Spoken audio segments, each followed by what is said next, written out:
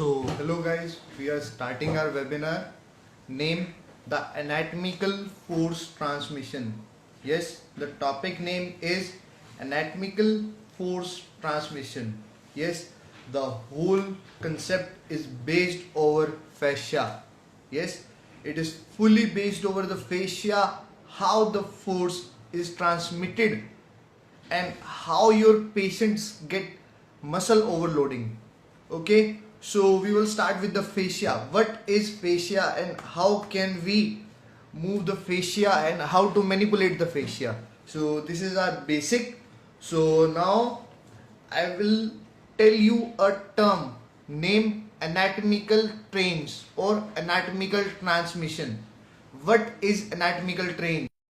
Anatomical trains means anatomical transmission means the fascia transmits the force. Yes, the fascia transmits the force into the muscles.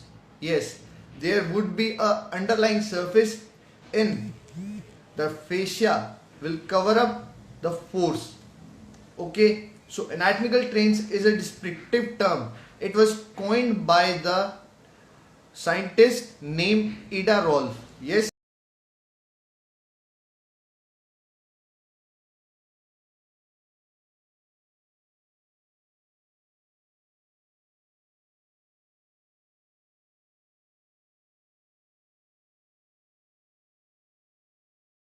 the scientist name was Ida Rolf. He has coined the term in that. So we will focus on the fascia. Okay, now I will show you a diagram and how that diagram will help you to learn that concept. Okay, so here we go.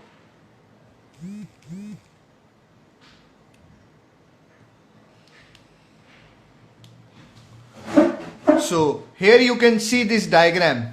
Yes, here it is started from the frontal part. Yes, the a little layer, a very thin layer came from the frontal part, then came to this cervical region.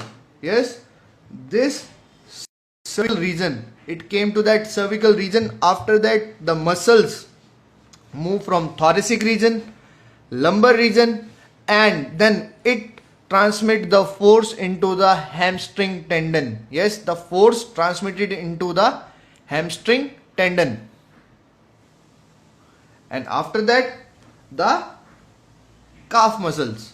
Yes, after that this will come into the calf muscles. So how this fascia help you to revive the anatomical trains?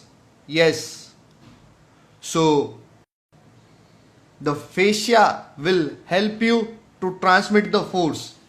This line of fascia, here you can see it is described that the whole movement of your force attained by the body move from here to here. It will start from the head, then thoracic, cervical region, thoracic region, and then hamstrings, and then your calf.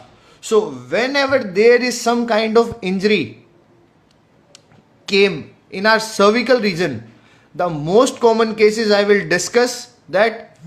What are those? The cervicogenic headache.